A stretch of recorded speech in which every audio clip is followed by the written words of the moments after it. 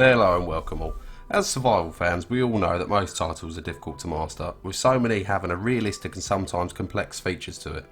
Now, unlike most gaming genres, survival is a completely unforgiving animal. Some games can be tough for sure, but in a shootout in COD, yeah, it can be tough, but you can survive that. In a survival title, that isn't there.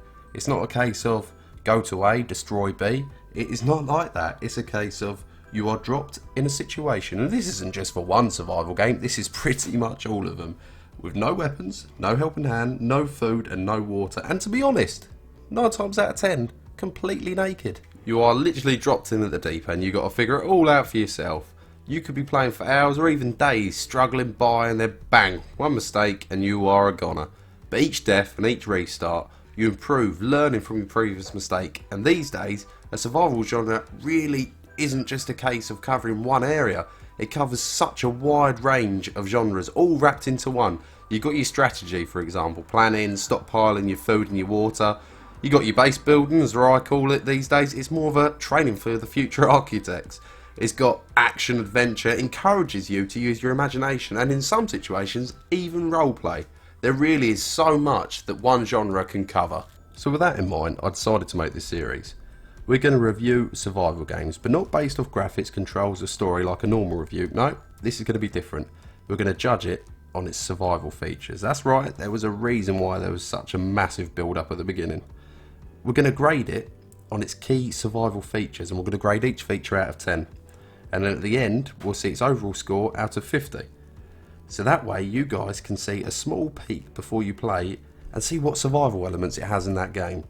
So these are the 5 features that we are looking for in each game. So we're having resource management, we're having base building, we're having the map, so the environment, the size, the surrounding, exploration, that sort of thing. Crafting, what's the crafting system? Is it a level up system? Is it a blueprint needed? Overall vitals we're going to be checking as well, so that could be covering hunger, thirst, temperature, mental state, and what happens when you die in it. Is it a permanent death or is it a respawn? So those are the 5 key areas we're going over. There's going to be some games that might not even get covered from that because they might not have that feature in them. And if they don't, we'll explain why it's not there and what they have in place instead. So these are the key features that we're going to be using for the titles. And starting us off today, it's going to have to be the first survival game that I actually ever played. The one that got me hooked before I even realised that I liked survival titles. And it was Don't Starve. It's a unique looking game by the team Clay Entertainment, and it has the player wake up in a strange world with no instructions at all. So from that point on, you're on your own. So let's take a look at the first key survival feature. So starting off with, we're going to start with the resource management. It's a simple system in Don't Starve. It's all displayed in front of you and it's very easy to navigate. You can unlock more slots by crafting a backpack or storing items in a chest. Items are collected and are physically essential to survival in this game. I can't stress that enough. It could be from collecting food or chopping down trees, even picking up manure. It sounds weird, but it's a major part of Don't Starve, trust me. And it's all about planning ahead and monitoring your resources, and these are all the keys to survival. You can, as I said, craft the chest to store items in to free more space up to further go out and scavenge. The last thing you want to do is go out and all of a sudden find you haven't got the space for the items you wanted to collect. Now, like most survival titles, it does follow a resource rule. They are key to long-lasting survival. It's not completely realistic, but to be honest, that just adds to the charm of this title. So I'm rating this section a solid 8 out of 10. Next on to base building. In Don't Starve, base building is an option. It's not the most in-depth building system out there, but the items do serve a purpose. From building a farm to grow food, or a tent to rest, and as I mentioned, a chest to store items. You use resources to build these items, and sometimes it does require some rather unique and weird items. So as I said, the building serves a purpose, but unfortunately it is lacking in depth. So I could only rate this one 5 out of 10. So now moving on to the crafting system, Don't Starve. It's vital, although not overly realistic. It does push you to want to find more resources to craft and upgrade with. To unlock further items to craft with, you must build something called a science machine, which allows you to further and upgrade simple variations of items. Like the axe, for example. You can turn it from a simple axe, and then by using a science machine and a couple of weird parts, you can create an upgraded version of that axe which will last a hell of a lot longer. It's not the best crafting I've seen in a game, but it's really quite addictable. And in a sense, it made me want to find more resources to craft better tools with, and armours. So I'm going to have to give this one, purely for the imagination side of things, a solid 7 out of 10. So map and exploration. This is where Don't Starve is incredible. It's literally a black screen for a map. It pushes you to keep exploring, never knowing when you may find the perfect area for a base, or even just an area full of berry bushes. It's completely random, so each time you get a completely unique and new experience.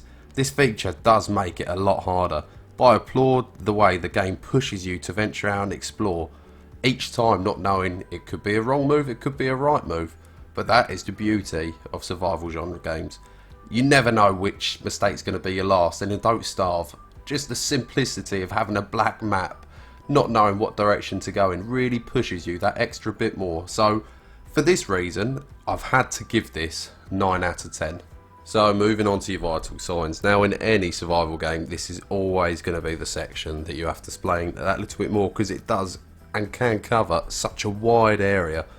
So for Don't Starve, the vital signs interface is pretty simple, like the rest of the game.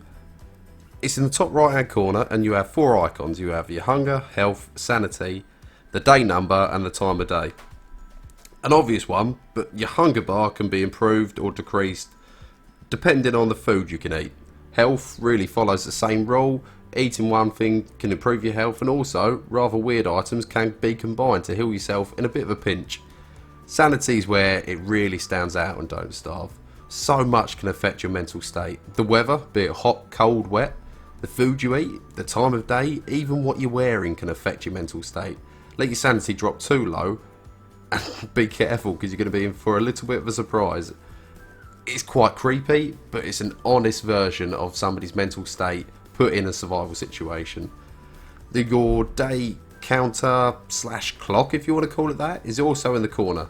Believe it or not, this will affect you depending on the season. There are 4, by the way, which will depend how long the day might last for, and more importantly, how long the light in the day does last for, because as I said, at night things do come knocking. Now look, apart from the sanity bar, it is pretty simple system to look at, but looks can be deceiving in Don't Starve. The fact that the game has 4 seasons, and each season really does affect you, be that it could be winter, the cold is going to affect you. You start dreading different seasons. The fact that foods can increase or decrease your health, sanity and hunger all off the bat. What one might improve, the other 2 might decrease. So it does go to show that although there's only small little details in this game, and they might look simple, there is a depth to them. But there is one little feature that I want to finish up with here for Vitals. And that's that this game is permadeath. I mean, yeah, it's brutal, but you could be thrown months, weeks, hours. It could be that you've only played for half an hour and you get gutted from it, but some people play for years on a playthrough, and then one wrong move and it's all gone. It's cruel, but it's bloody realistic. It's a survival game, and it is an element in this ratings list that I had to give 8 out of 10. So that does it for all the features that I briefly wanted to look at. Remember, we're not here to discuss the sound, the graphics or anything like that. It's all about the survival elements. It could be the best game out there and you have a poor survival score. On that note, I am going to give Don't Starve the survival rating at 37 out of 50. It's not a bad score to begin with. It was never going to be the most realistic, but there's a few features that really push this survival title through. So that's it, guys. Apologies for the length of this upload. It took some time at the start explaining the new series. The next upload will be a hell of a lot shorter, I assure you of that.